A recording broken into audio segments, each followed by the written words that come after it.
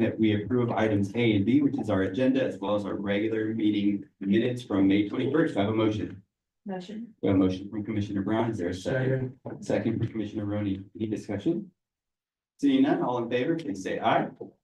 All opposed, all abstaining, motion passes. We'll now move on to the public record. Do we have any correspondence? We do not. We move on to open forum. Do we have any members of the public here for open forum? We do not. Well, so much. With that, we'll move on to our next item, which is our discussion and action items. Starting off with an information item, our branch spotlight for the Cambrian Library.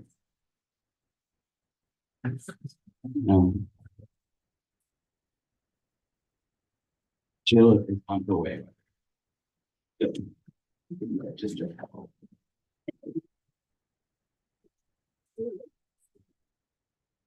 Commissioners, my name is Vidya Thanam, the Division Learning Education and Learning Pathways. And I'm here joined today by Chu, who is the branch manager at the Cambrian Branch Library, and Tu, who is our full-time librarian here as the Cambrian Library. And together they will Hi. present an update on the branch. Hi, thank you so much for coming today. Thank you so much for coming today. And I do see some familiar faces because I presented back in 2022 at PERM, and I saw a couple of you here. Thank you so much for the opportunity for us to present the spotlight of Cambrian Library. I'm Chu, the manager here at Cambrian and Pearl Library, and this is one of the 3 full-time librarians at this branch.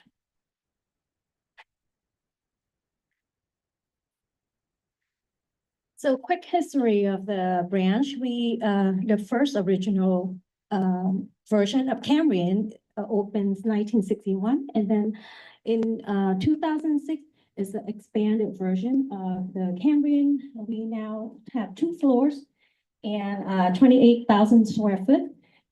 And it opened November 18, 2006. And we are very excited that we're gonna be celebrating a 20-year anniversary next year.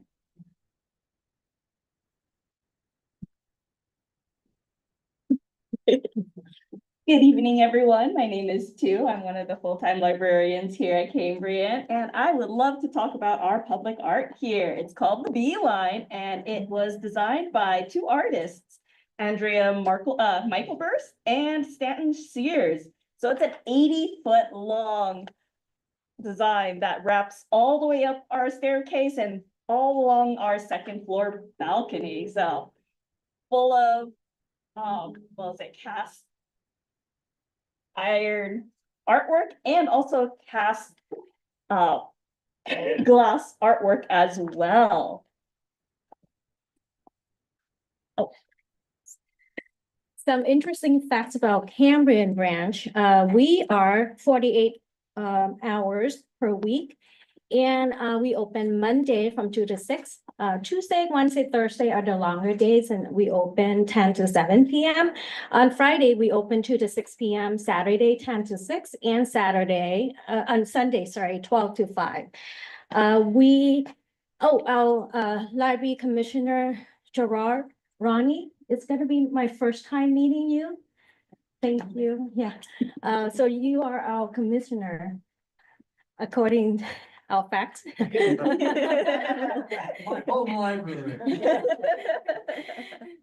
Our districts, we are in District 9, and the council member and vice mayor, Pam Foley. Library features 21 computers, and then we have group study room, two group study rooms, and then quiet study room. We have 1, and the community room, which is this room right here. We have the maximum capacity of this room is 100. It's one of the bigger community rooms in the system. This is about our community. We are serving a total populations of 66,597. And then the highest population within the total would be adults between 25 to 54 years old. The second highest is adult 55 and over, and children under 5, 6%, children between 5 to 14 is 13%. Teens from 15 to 17 is 4%, and adults from 18 to 24 is 7%. Language spoken at home, English only is 65%, which is the highest percentage of our population speak English. Spanish only is 9%, Chinese, Mandarin, and Cantonese 7%. In terms of our race and ethnicity, the highest populations is white, 48%. Second one is 26%, Asian is 20%. We are having medium household income in our population of 181,000 per year. Our school, elementary school, 8 school, and middle school, and high school, 2 of them, 2 of each. Average per capita income is 87,000. This is a quick uses of our library. In year 23-24, we have the membership counts of a little bit over 30,000 people have the membership. Between July 2024 to May 30th of this year, we have 28,000, a little bit more than 28,000 people who have membership.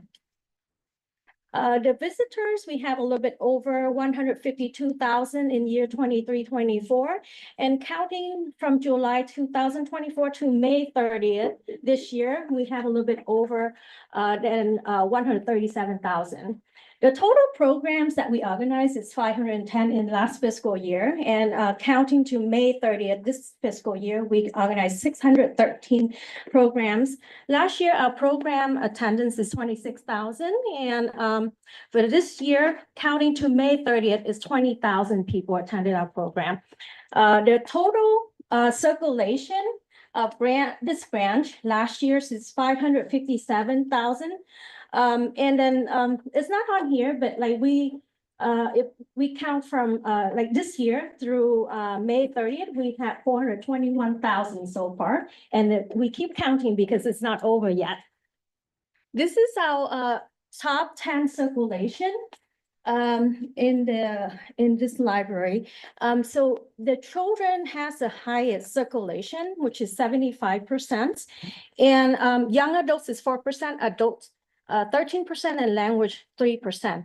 In the children circulation, we have children picture books is the highest circulation.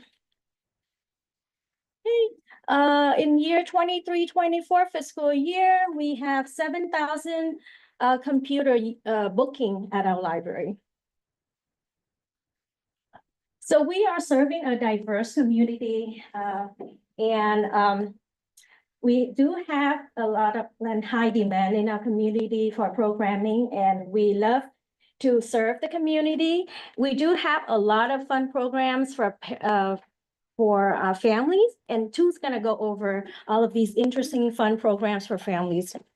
All right, everyone. So we've broken it all down to just the popular programs in each of our planks. So with the first one being digital literacy, of course, we have tech mentors here. And as a recipient of the Apple grant, we of course also run You Can Code, You Can Create programs. Here at Cambrian, we chose coding with Swift Playgrounds and stop motion. And with the help of my Teens Reach volunteers, we actually ended up making this a pretty popular program. So it's always fully registered.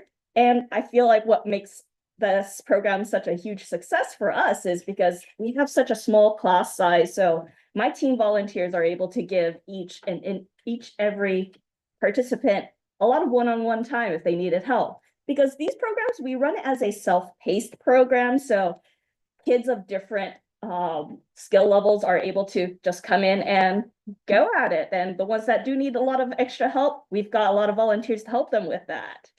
And this year, we are kind of piloting our digital skills building pathways with a computer skills course that's pretty much run once per month. And we just started one this month.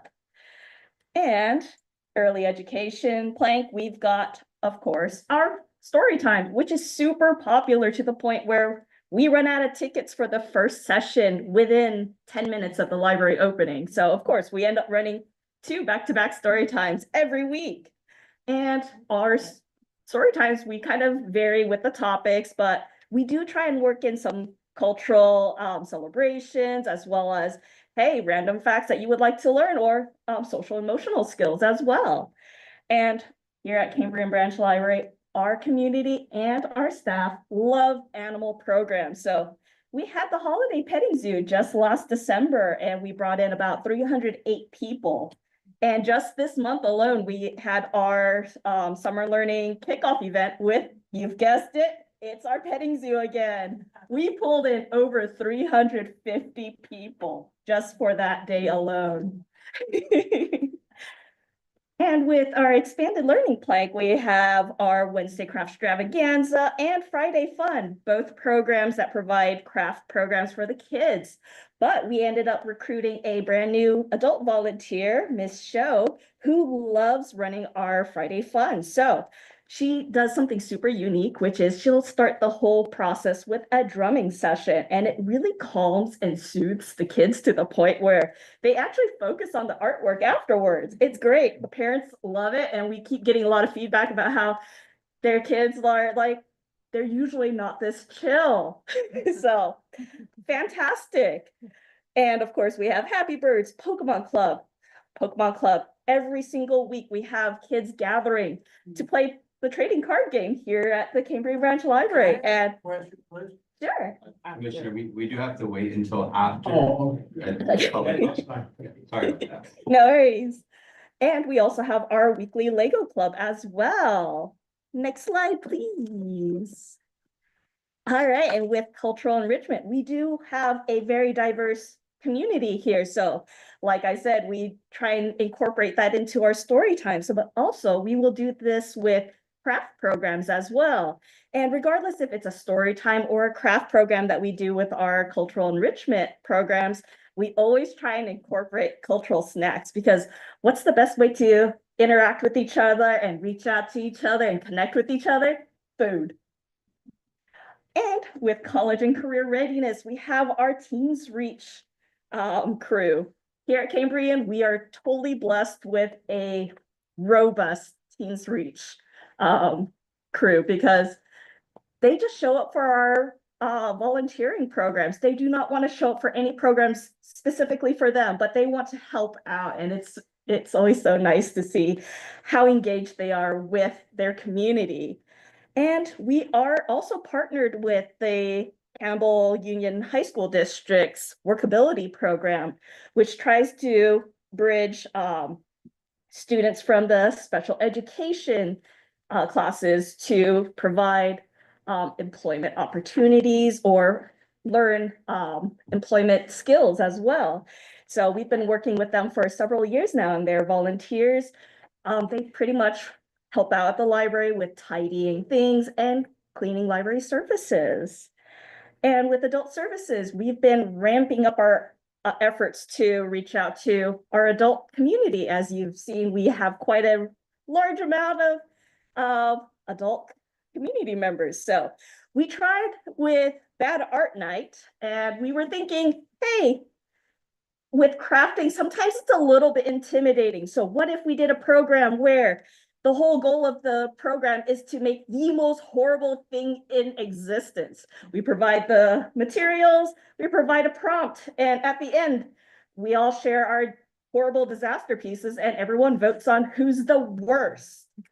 But part of that journey, we learned that we didn't get a lot of people showing up for that, because our community likes to have guided craft activities where there's an end product that they can bring home. So that's when we decided we're going to start our adult craftivities this year. So we've just finished up our first round, and it's been pretty popular. And we have partnered up with a community member to bring in community yoga and meditation. So we're trying to hit every single aspect of adult services and see what sticks. As mentioned, we do have high demand in our community for programming. So for this year, we increase our programming And we organized 610 programs, and we had so far until May 30th, we have 20 about 21,000 attendance.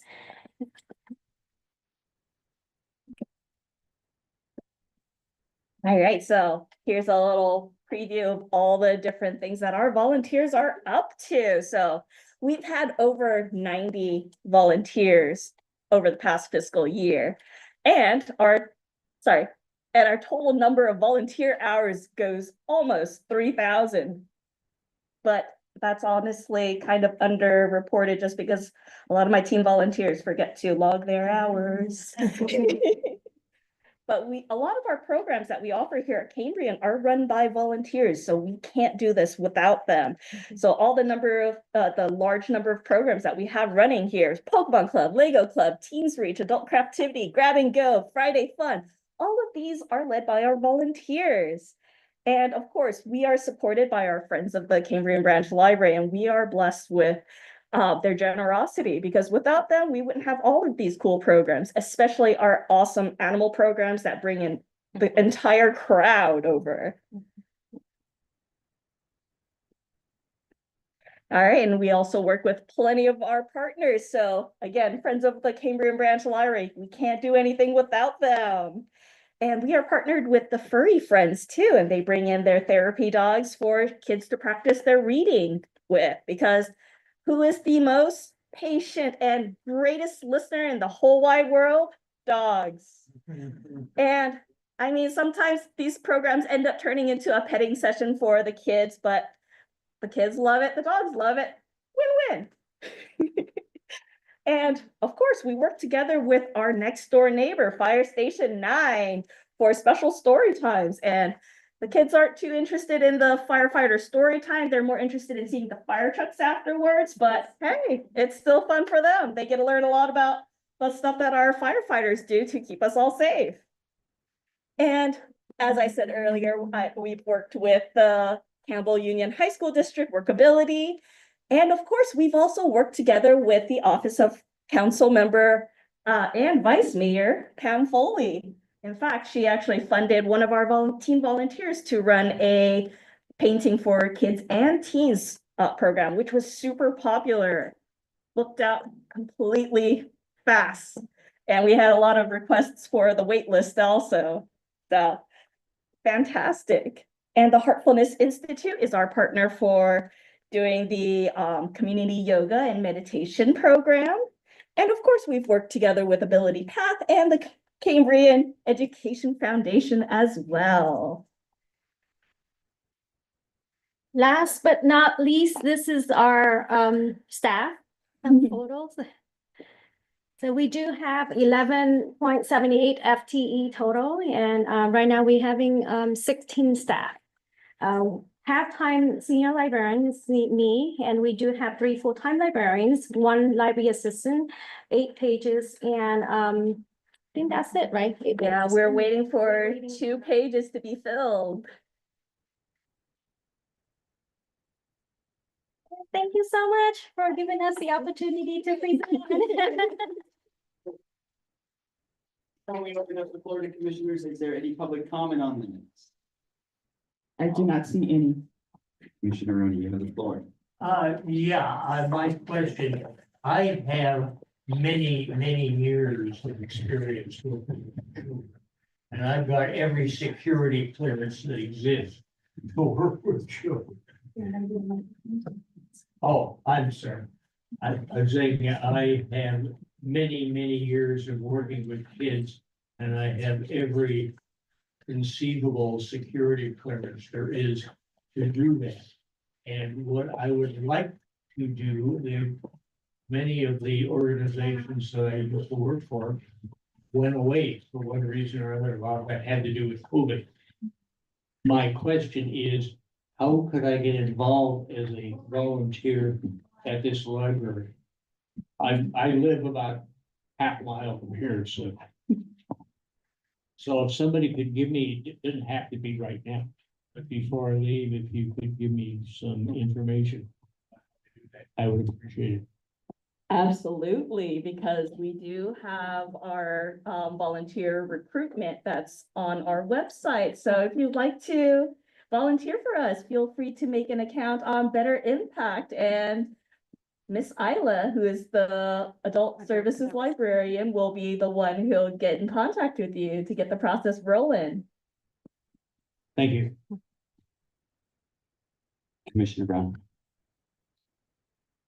I love all the programs that you're offering here, and what's exciting is because some of us have sat in on like, what would you see in future libraries? And so I loved all the adult programs that you've opened up.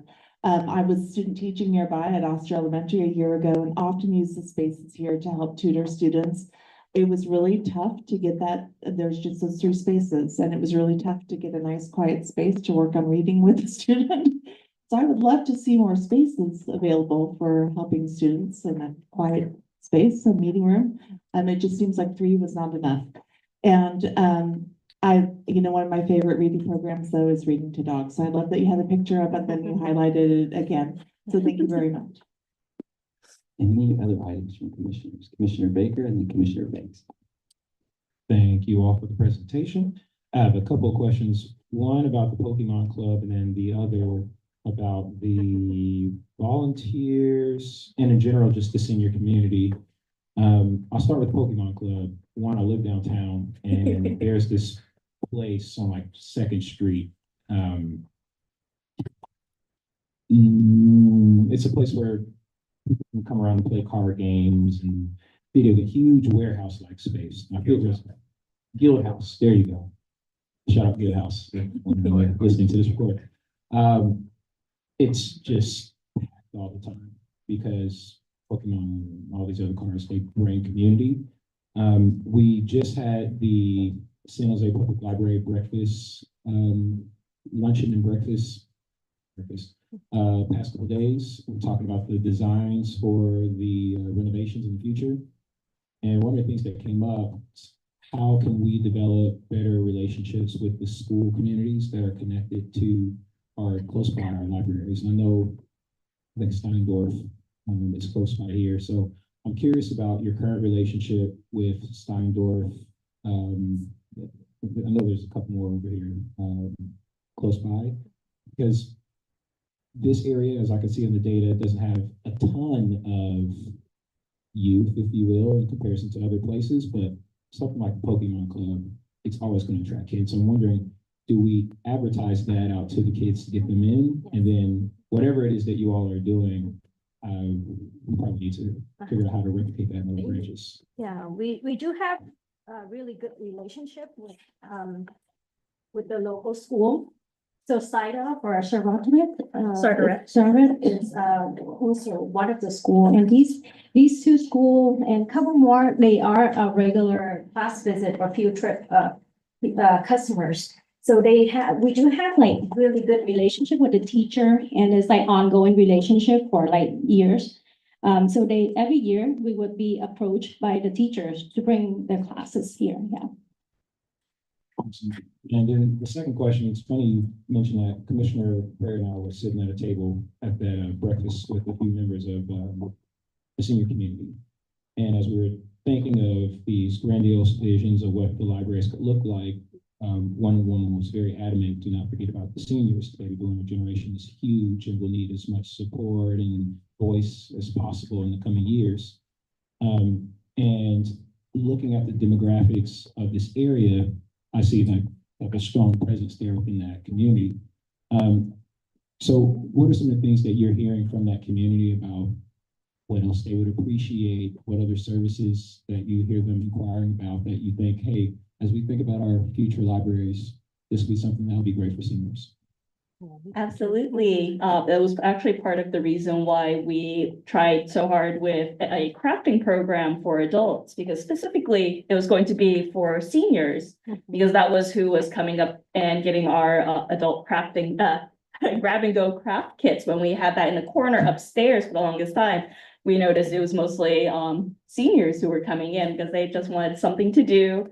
And when we were trying to run like other like informational programs for seniors, we weren't getting a lot of people showing up to them. So we've noticed that things that kind of bring them in as a community kind of works really well. So when we run our adult craftivities, we also provide some small snacks and tea if that's something that they're interested in. And also we actually reached out to one of our community members because we noticed that they were playing bridge upstairs in one of the study rooms. So now we have a bridge club open play going on every Tuesday here in this room. I appreciate that too. Because you can originally start, oh, we need to do like informational sessions on resources for the community. It's like, no, I want to hang out with people. You know, I want to have, you know, that's gonna be me. So thank you all. Commissioner Banks.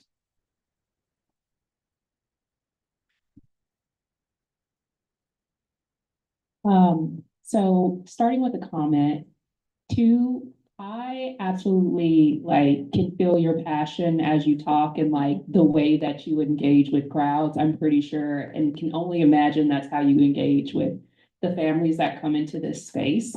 And I feel the need to acknowledge that because I feel like we sometimes miss or like overlook the passion of like the staff members here and what it means to like truly create a safe space for our communities. And so I just want to say like, thank you. I love the energy and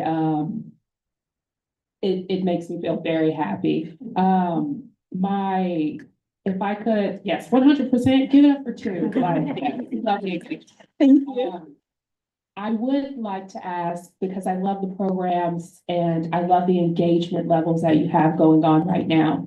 If you could share some advice just from your experience on like, what does it look like or how can other community libraries like really beef up their programs, really get their community engaged and like build this sense of trust. And then additionally, have you seen any like gaps or needs come up that you feel like you might be lacking resources in, just so that we can be aware of that?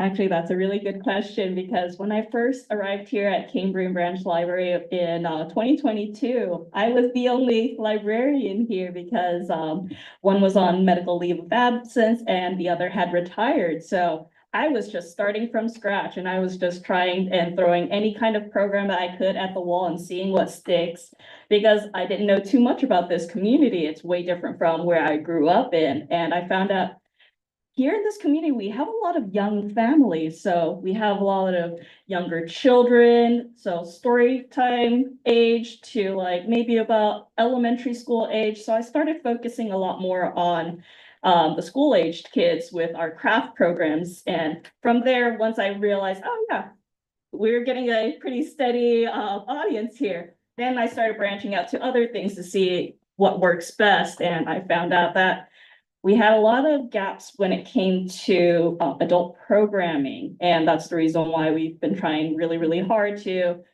recruit high quality volunteers to help us with doing all these programs because there was only one of me. But now that I have two other full-time colleagues who are also super fantastic, we've pretty much ramped up a lot of the programs. So a lot of the times our calendar is pretty packed. So whenever people are like, hey, how come we can't rent the community room? It's like, because we have programs going on. But yeah, I kind of keep an eye out, listen to what the community tells me. So like sometimes I try and run a program and I get like one or two people or like sometimes 0 people. And I still learn from that because it's like, you know what? Okay. They don't like having a space where they can just make whatever they want. They want a guided activity. So from there, it's like, all right, let's work on a program where we have a pretty much specific goal for them to reach. Then that one, we've been getting steady people showing up to all of our adult craftivity programs. So it's like, hey, finally success.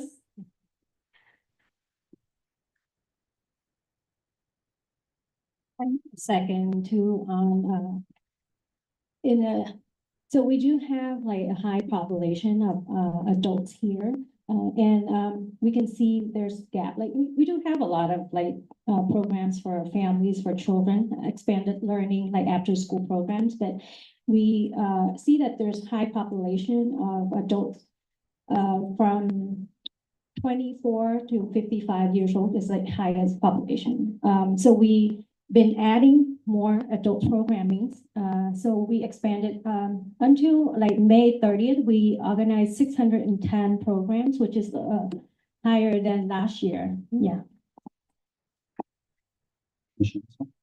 I'm curious about your feedback mechanisms in terms of how you get feedback from the community. If you can talk about maybe some of the methods that you've used and what you found to be the most effective in terms of getting that feedback, what's working, what's not working, or what can be improved. So we kind of do a combination of informal and formal feedback surveys. We find that a lot of our communities do not like having to fill out surveys over and over and over again. So we kind of end up just listening to people who come to our programs like, hey, what did you have a great time doing this program? What did you like about it? Did you learn something today? How's the timing for this? Is this a good time for you guys? Or did you really have to like readjust your schedule to get here? And sometimes we'll also listen, we'll actually get some feedback from community members who couldn't make it to our programs because they'll be like, oh, I saw this on our guys' calendar, but I can't go because my kids are still in school, or you know what, it just doesn't work with our schedule. And from there, we kind of try and get some, we kind of gather like, oh, how many people are saying this? What are the numbers that are showing up for our programs? And kind of trying to balance that out because it's hard to be able to make a program work for everybody because everybody's schedules are different. So we do our best to try and get as many people's schedules to fit with our programs as we can. So a lot of times we're like, so for adult programs, I feel like evenings, maybe weekends, and we'll kind of run that back and forth between each other. It's like, all right, most people are working, so it's like probably have to be after like 5 p.m., maybe 6 p.m. at the very latest, things like that. So you say that informal feedback. Informal feedback was our best because whenever we go around with surveys, we get a lot of papers just left blank. Yes, very casual. In addition to the informal feedback that we talk to parents and children, families, as ongoing basics, we do have the satisfactory survey that we do that, I believe, twice a year, and then the results actually enter into our data system that we also looked at. And I also want to add one informal feedback was the back to school table that we do have the little survey that we have the back to school resource, and then we put that little survey there and asking people when do you want to come to the library for a program and what type of program that you want at the library. Yeah, I need some advice. Amongst my other volunteer things, I run the children's care program in my church. I call it Little People's Blair. And problem I has is I can't get the little people. So if anybody has some suggestions to me as what can I do to attract children to this program, I'd really appreciate that. Has nothing to do with the church, just how do I get kids to be interested in what I'm trying to do? I don't have to do it now, but if anybody. I can answer a little bit of that. So we do have a good relationship with the local school. So we send them newsletter every month and then when we have big program, we also send them flyers. So that's one way we talk or communicate with them. And we also go to do outreach as well. So at least twice a year that we go to all school. So one for back to school and the other one is like open house at the end of the school year to make sure kids are going to the library for summer learning. Yeah. So you're suggesting Local school. I should go myself or send people out to the local schools? Or email them the newsletter. One or And also one of our librarians does put out events noticed on Nextdoor as well, and also word of mouth from the parents that come to our story times, because we will talk about all the programs that's coming up in the week or the following week.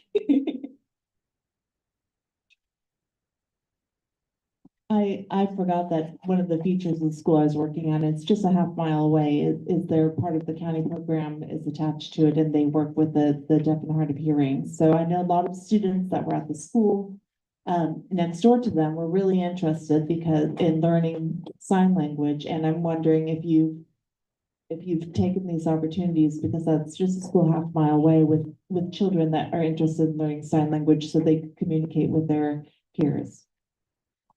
That would be something that we would love to do. Unfortunately, none of our staff can do sign language. So it would have to be a recruitment for volunteers who are fluent in sign language to be able to run a sign language class.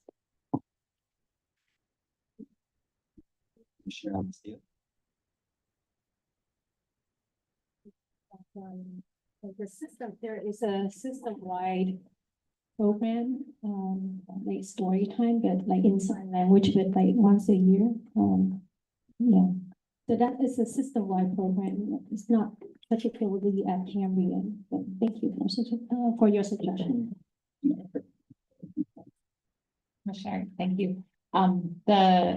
We do have a really active committee that works with branches on specific programs or services that are in need in their communities. So if that's something that we see need for in the branch, we can work with the team on the committee. And they do provide, as the branch manager said, everything from inclusive, sign language story times. We can bring in partner programs and others. We basically talk to the community to find out what they would be interested in.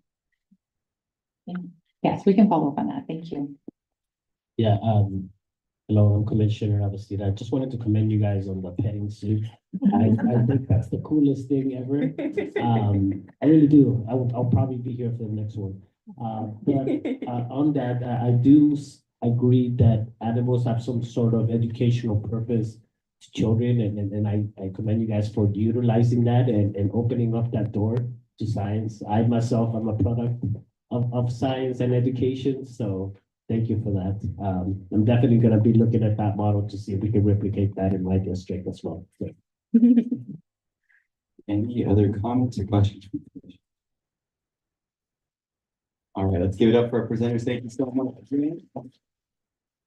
Reminder for the public and the commission that was an informational item, so it does not require action from the commission. So we'll move on to the next item, which is also an informational item, our library bond review.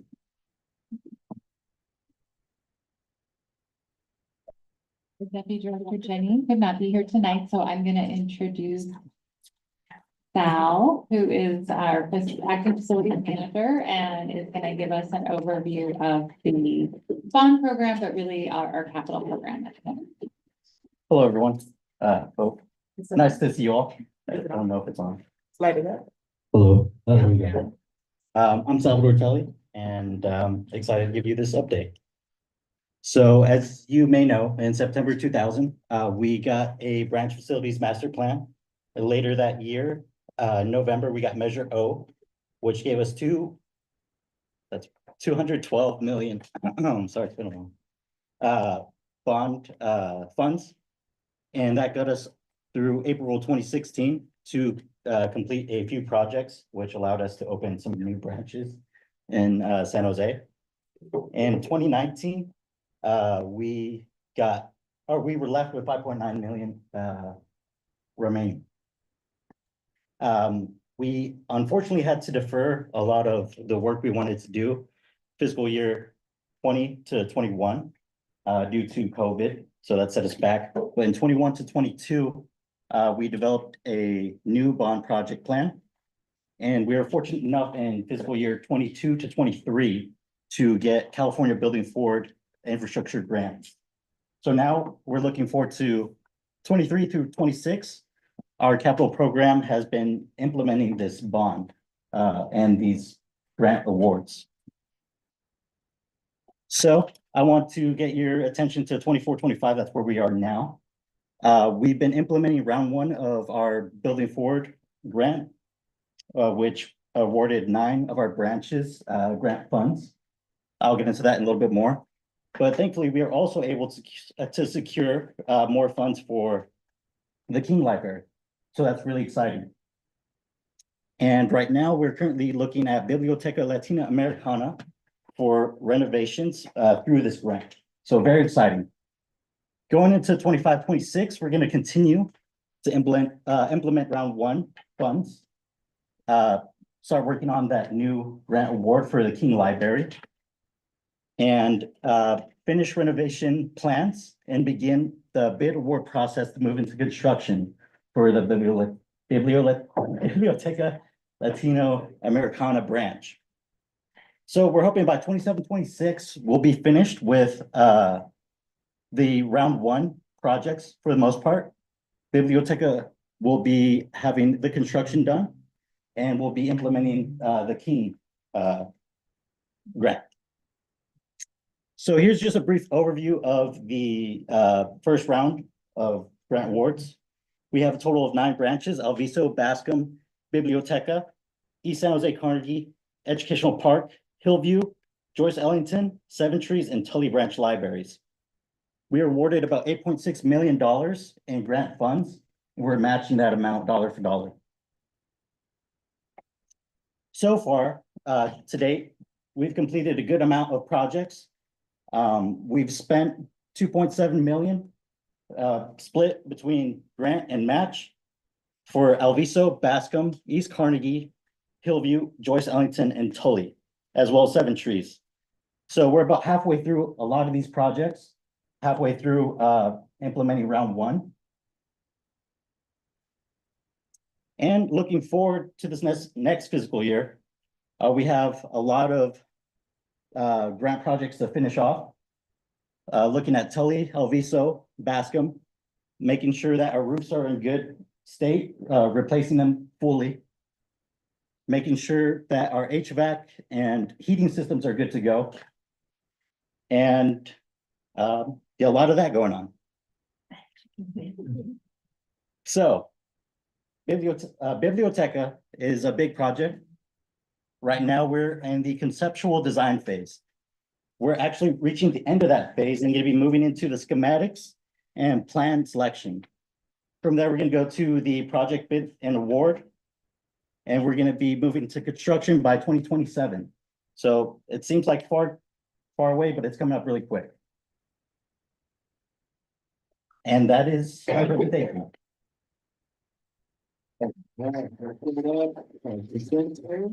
Before we get to questions or comments from the commission, any public comment? We do not. Floor is open for commissioners. Commissioner Baker.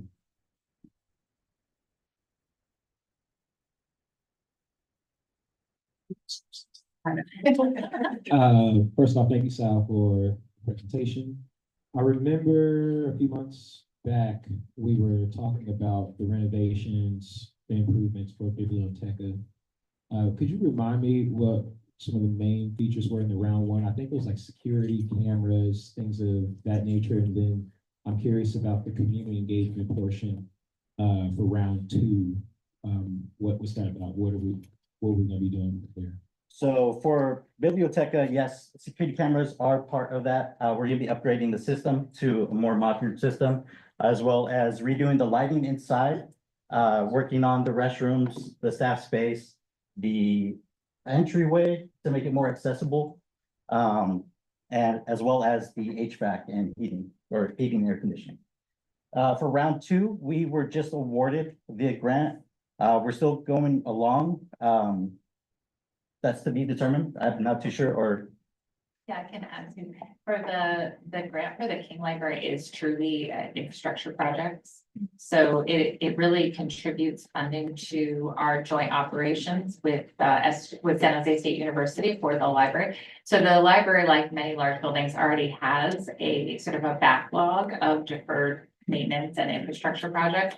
So this really allowed us to advance a number of those projects by bringing in this case, I think it was $8.9 million Yes. So through that. And then the match, though, we were able to get less than half of the match. So because of the nature of the building and the partnership, so we only had to match at about 6.2 million. And so it's really advancing a lot of projects that needed to happen, like HVAC, the lighting panels. It's all gonna be things you won't necessarily see that will help the building operate better into the future. And the only thing I'll add is that for Biblioteca, we did make that a larger renovation. So when Sal speaks to space reconfiguration, it is a full interior sort of redo. And so we're working closely with the architects and the staff using feedback that we received from the community through a process to come up with the final design. We're at 35% construction documents now. Yes. Yeah, and I was going back, my curiosity about the community engagement piece. I think that the branch manager there and the principal right there at Washington just have like the best model of relationship. It's, if they're focused on XYZ skill in the classroom, the branch library is pushing out books that also highlight that. So I'm curious about how we're reaching out and getting feedback from those parents of that elementary school and from that administration team. Sounds like we're just getting started with it, but yeah, I would like to advocate for that as those plans. Yeah, we did actually do several rounds of community engagement, and I believe they did work with the school, but we can double check on that and make sure that we can get that. We held community meetings, we engaged with folks who had been involved with the original Biblioteca, because it was a community-driven library project, and also with our neighbors at the school and the community center, but we can make sure.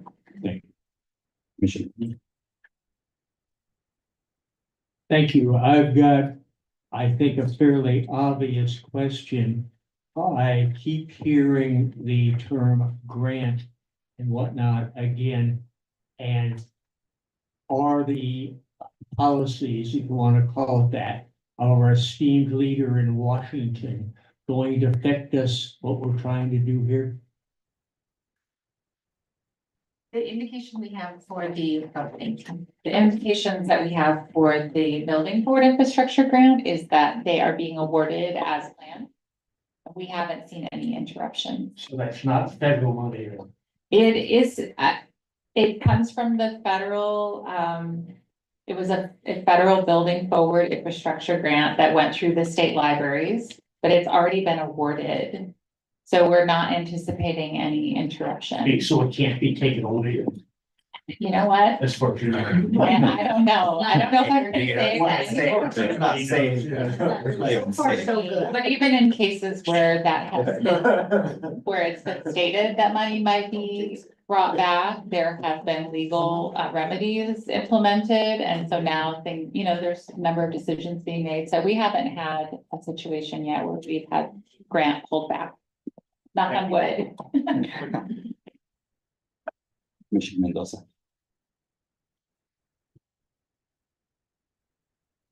Thank you for the presentation. I remember a few years back, there was concern because there's a dollar amount allocated for Biblioteca. That because of the current economy and the robust engagement that we wanted to do, that funds were gonna run out to complete the original plan. That was it, in mind. Where are we there? Like, has the library taken a look at it to say, okay, we're on track, everything looks good? Or is there a concern that we're gonna have to cut back on some of the renovations plan? So, That's a for, great question. I'll let you. Go ahead. So for what we've been awarded for grant, we are on track for. Like Jill said, we're at 35% completion of the documents. I want to say so far, so good. That's a good answer. That is a really, it is an important question though, because we were always aware that we didn't want to shortchange the project. So a couple of things we're working on right now is recognizing where we're at in design, getting estimates, making sure that it's staying to the funding that we have, but also working with local partners who are interested in providing philanthropic support for the project. It's such an important service in that community that there is that kind of interest. And then, thirdly, Sal did mention that we're about halfway through the round one projects, but you might notice we've only spent $2.7 million. That is because the estimates that were done during the pandemic have turned out to be a little bit higher than the actuals. So we have savings in our grant. So we're working with the state library to see if there's any room for us to move some of the funding that we've saved in round one to the Biblioteca project as well. So it's a really good, I'm really glad you asked because it's something for the commission to be aware of. There will be a time where we have to discuss the final budget and whether we have enough funds to really fulfill the dream for the community. But we're not panicking yet. Yeah. Other questions from the commission? Commissioner Alcide. I just wanted to say thank you for your presentation, very informational, love the numbers. And I look forward to seeing the Biblioteca Latinoamericana like, from the ground up. So, thank you. Thank you. Yeah, I'm very excited as well. It's a big project, but I think it's gonna come out amazing. Shout out to the staff for maximizing taxpayer money. We know that the libraries aren't just books again. I'll say it over and over and over again. Ripples across the community. So thank you. Any other comments from the commission? All right, let's give it up for our presenter one more time. Thank you, Sal.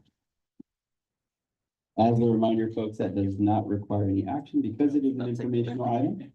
But we will now move on to item C, which is an action item, which is a reminder for folks, it's the adoption of our fiscal year 2025-2026 plan. We did review this at the last meeting, just for context for folks. And as was mentioned, the items that are in black and bold require written report and action. And items in red do not require any action or reports. I'll let folks take a look. And then what I'll do is I'll entertain a motion to approve the work plan. We have a motion. Is there a second? I'll give the second over here. I'll give the first to our vice chair, second to Commissioner Bastida. Sure. And now we'll open up for discussion. Commissioner Baker. Sorry. And you're giving I had a question, as I'm looking at some of the updates that we're gonna get, like the Youth Commission update and the Volunteer Services update. A few months back, we had an update from a group, I can't remember the name, but they were heavy-handed in a lot of our early childcare and after-school programs, things of that nature. I forget who it was.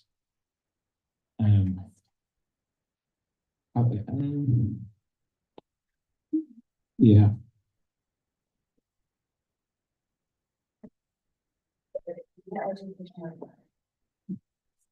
I think it was the education program report. Where they Actually, went through the early education, You got it, full-time yeah. learning. Okay. Yeah, Yeah. the EDL team. Yeah, do we have that here? Okay. Yes, So- we have October 27th, 2025. education strategy annual report, and then we've separated out the digital equity component as a separate report, I believe. Awesome. Thank you.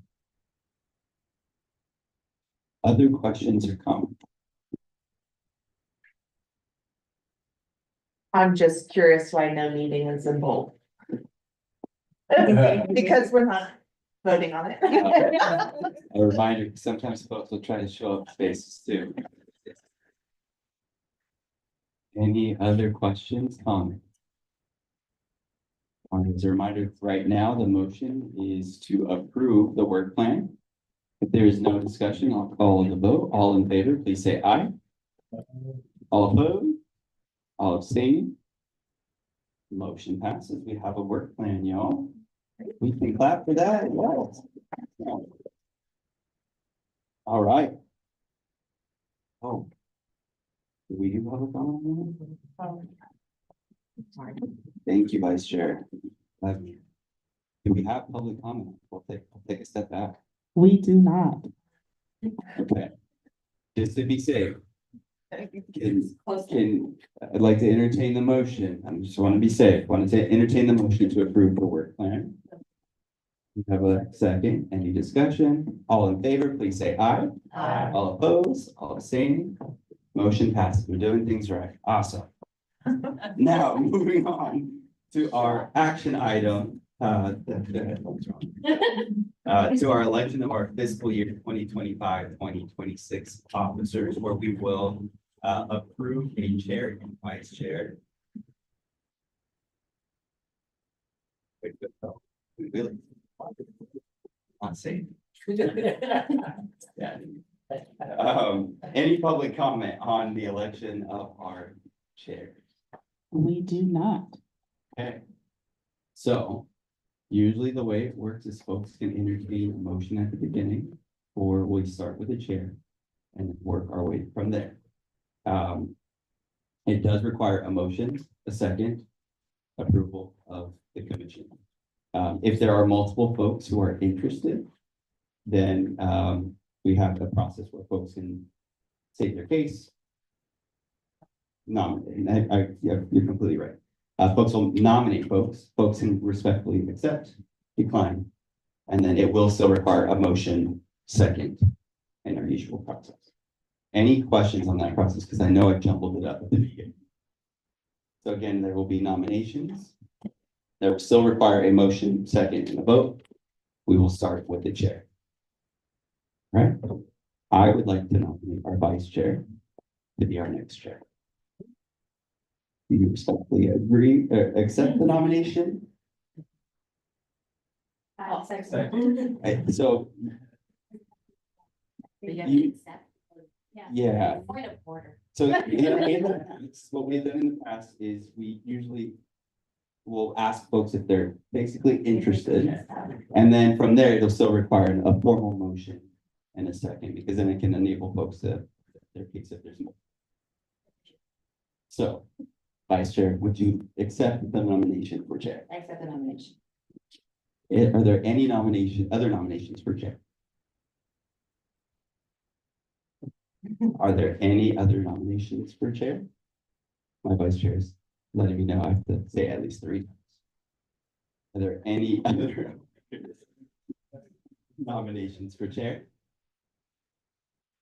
Okay, with that, I'd like to entertain a motion to approve Vice Chair Ramos to be our next chair. Oh, We have a motion from Commissioner Rooney. Is there a second? We have a second from Commissioner Westfall. Any discussion? Seeing none, all in favor, please say aye. All opposed? All abstaining? Passes. No,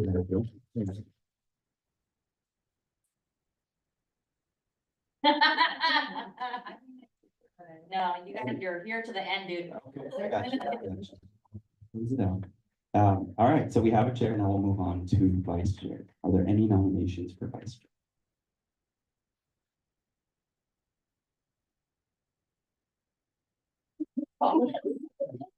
Commissioner Baker, do you have a nomination?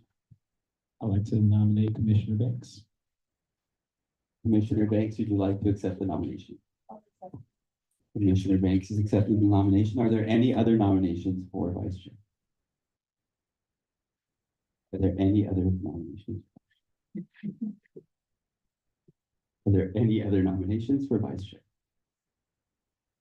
Seeing none, I'd like to entertain a motion to approve Nicole Banks as our next vice chair. We have a motion by Commissioner Rooney. Is there a second? Commissioner Mendoza seconds. Any discussion? Seeing none, all in favor, please say aye.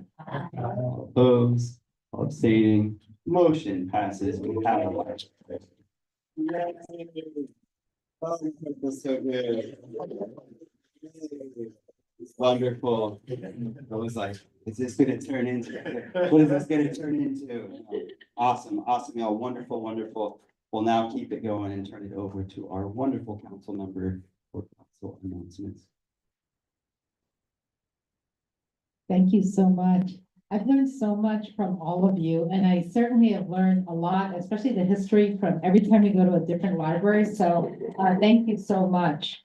As many of you know, we went through months and months and months in our budget process. This week was our last council meeting before the recess. So we will recess now until August 12th. I think it's the first meeting back. And so there's a little bit of relief, but all the stuff that didn't get done during the time that we were going back and forth with all the budget stuff, now the tsunami is coming. So, we still got a lot of work to do, but I'm delighted to, announce that, we continue our commitment to preserving library services as much as we can. There were no cuts in library hours, and so many of us really were so glad. There's no reduction in library hours or staffing, really to protect the services that the community really wants and deserves. We also trying to keep pace with the growing cost to ensure continued support for essential services. And we authorized an increase in the library parcel tax by 2.69% for the coming year. And moving forward, the City Council and the San Jose Public Library plan to continue our partnership and is allocating over $1 million to manage and support programs like San Jose Learns, tutoring, DEI workshops, and the San Jose Access Grant Program. There's a request from the council to remove overdue book fees. And so we hope that provides some relief for those who may have some overdue fees. And to improve the quality of services and streamlining library system, council approved an agreement to acquire a new integrated library software solution to modernize the system across all 25 public library sites. So, in a time when, we're very tight on dollars, we know what a priority libraries are, and to what the former chair now said, libraries are more than just books. So with that, I want to thank you so much for all of the work that you do. Give it up for our council members. Thank you for your advocacy for ensuring that our libraries were well protected and funded. So thank you. Any questions for our council members? All right. Chair's announcement. Move this thing. Yes. Y'all, it's been a phenomenal 8 years. I was doing the math. I'm gonna age myself. I've been doing this. I've been on the commission for over 20% of my life. Less than a quarter, but over 20. And had the privilege, it's full circle. It goes on their tab in the back. The eldest, many of you were here, were holding her when she was, I think, like 6 months old, when she was having a complete meltdown. Complete meltdown, y'all, like crazy screaming. But it showed the beauty of our libraries, because each mom jumped in, each commissioner, each staff member jumped in. We tried our best. We really did. But the cue was, hey, you should just go home. Trying to give mom a break at that time, but now she's back here, 6 years old. And it's crazy. I was on the early education and library commission, so it was just early education issues that we worked on, and now late fees, longer hours, job training, AI, the whole thing. It's been really cool, and I'm bummed that Commissioner Allen's not here. So I wanted to give her props too, because we started at the same time as well. But thank you all for what you do.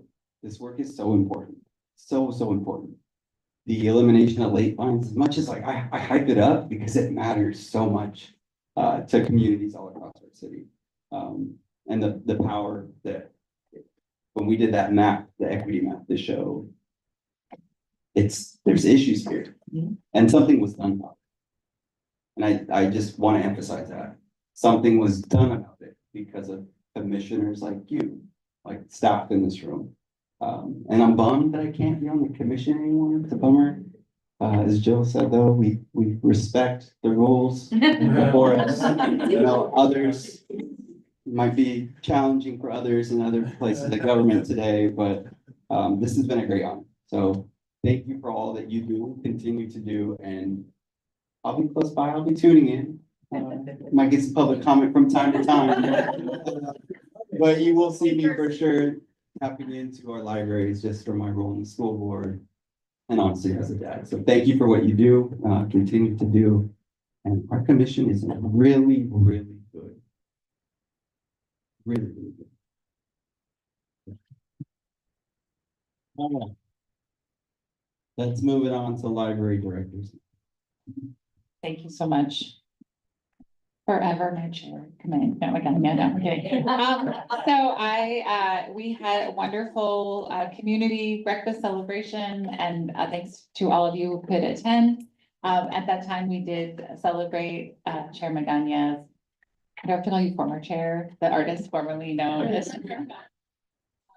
service and just what a great partner you've been to us. And thank you for reminding me of, when we first took on the whole fines issue of the libraries, it was a commission meeting where we brought a study that we had a consultant do of what was called like the unpaid debt, that the community was just like a made up number of all these late fines that had reached millions of dollars, which just equated to 2 blocked accounts. And I was still a fairly new library director, and I thought, I don't know how people are going to react to this, right? Because they let it happen, so I brought it to the commission and the commissioners started blowing up. They were going crazy about barriers to kids, all the things that we care about. And I just remembered some of my staff was like kind of nervous and I was like, this is amazing. This is so good because that's what we needed, was to know that there was passion behind, something that was going to take years to fix. And so thank you for being part of that transformation. And now we have no late fines for anybody. It's absolutely amazing. So thank you. Yeah, so we have a few cool things coming up, so I just want to let you know about that. We are going to be partnering with the San Jose Earthquakes to offer fans a story time at the Dr. Roberto Cruz Allen Bronx branch. It's on Wednesday, July 9th, and then another one at the Hillview branch on Tuesday, July 22nd. Both are going to be from 5:30 to 6:30. Please come, let us know if you're coming. These programs in the past have been very, very popular, so we're super excited about that.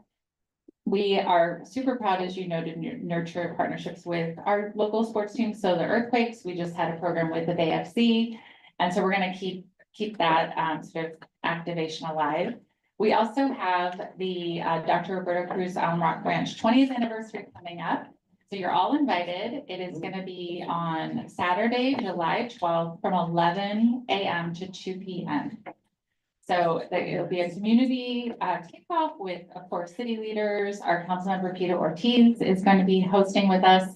And then we're going to have some very special guests. The Cruz family is going to be there. So please let us know if you can come and join us for that on July 12th at 11 a.m. There'll be dance performances, folklorico, of course, Bollywood dance is going to be there, a bubble party, ice cream giveaways from the San Jose Police Department, and the San Jose Fire Department Station 2 will have their fire truck for display and fun. So there's more information on our website, of course. And then lastly, I just wanted to note that we are closed tomorrow in observance of Juneteenth and then reopening again on Friday. So thank you again for all your service. And we also have a basket for Commissioner Allen that we gave to you. And so we will make sure to connect with her to recognize your service. Yeah, there it is. All right, thank you. Any questions for our director? All right. We'll now move on to announcements and meetings attended by commissioners as commissioners. Floor is open. Commissioner Brown.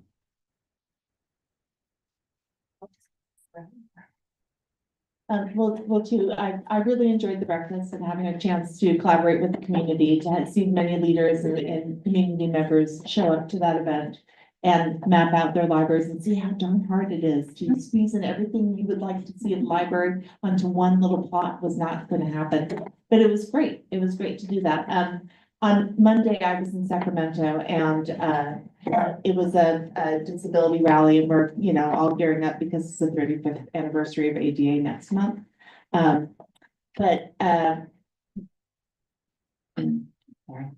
my note went blank on me here. There was comment after comment about the impact of federal funding and that it attacks disabilities first. And one of the community members asked if what we're doing to ensure the impact does not impact our effort with having materials for the vision impaired. And I love that the library has materials for the vision impaired of large print, even in kids' books. But to just make sure that that program continues to be protected and that we're continuing to invest in new materials for the vision for the community would be lovely. And I just wanted to make sure that that message came here. from Sacramento. Thank you. Thank you, Commissioner Brown. Yeah, please. I did forget to note that our consultant, Margaret Sullivan, actually came back tonight. She's here to see y'all. And I wanted to note that she did say on the stage that we had the largest community engagement event of any of the cities she works with, which is a lot, so. Good. Yeah. All their meetings kind of like as commissioners. I will say Commissioner Rooney and I did have the opportunity the day before that brunch or breakfast to be at the Rose Garden Library to do a similar process with some community members. So I got double practice. So the second time was a little easier than the first time. Yes, got to do the map. Really emphasizing the splash pad, emphasis of libraries. Yeah, the equivalent of BA. Yeah, yes, yeah. Any other meetings attended as commissioners? Okay, we'll move on to Somerset Public Library Foundation Board report. I do have a report. I will note that I did also go to the Bay FC story time the same day of the breakfast. It was a very San Jose Public Library day. But we went because obviously we had fantastic stars and especially Emmy Allen, not to be confused with my daughter Amelia Allen. She actually she did not care. She kept sitting on the thing and then like trying to dance and I don't know. So, but they were great. I highly recommend whenever they do story time. It's fun. And thank you for the event. I don't think Dawn's here. I wasn't sure. Oh, okay. So I will take the lead on this. But the San Jose Public Library Foundation held an estate planning workshop on June 3rd, right here. And it was very well attended. Over 60 people showed up at 3 p.m. on a Tuesday to learn about wills, trusts, and how to avoid probate court while creating their legacy, including my husband. So, which I'm slightly concerned about. We are now exploring whether we can hold another workshop of either intro level or more advanced before the end of 2025. I'm sure my husband will also join that. The Library Foundation wanted to also share that they that they were thrilled to have collaborated with us. They thank us for collaborating with us, the commission and the friends of the library to secure positive outcomes in the city's fiscal year 25-26 budget for the library, including fines free for all being made permanent and no cuts to library open hours. But don't think look, there's much more to advocate for in the future. That's an aside for me, not from Dawn. So, thank you to the commissioners who came to the community breakfast that was facilitated by Margaret Sullivan Studios. To gather public input on the desired features of a future San Jose Public Library. I think this is going to be an ongoing process. I don't think I said this, so I'm going to say it. We're very proud to have been chosen as one of 11 libraries in the United States to receive a 2-year grant from Carnegie Corporation of New York. You know, I'm not from New York because I didn't say Carnegie, or maybe Pennsylvania, from a starting pool of 1,407 applicants. These funds will enhance San Jose Public Library's college and career pathways in ESL workforce preparation. So, yay! And I think that's it. Thanks. It hasn't been announced to a press release yet. Oh, I'm sorry. No, but it's public. Oh, It's just you can expect it to come out in the news soon. Okay, good, thank you. Thank you, Chair Ramos. Right. Yeah. Next item, information and upcoming opportunities for commission participation. As a reminder for folks, if you go to sjpl.org for that. Any items for future commission meeting agendas? All right, we'll move on to our next item, which is A reminder, folks, that our next meeting will not be in July. Okay, it's not gonna be in July. It will be August 20th, 2025, 7 p.m. at Joyce Ellington Library. So not MLK as well. Joyce Ellington Library. All right, with that, y'all go in peace. Thank you again for your service and everything you do. We will adjourn.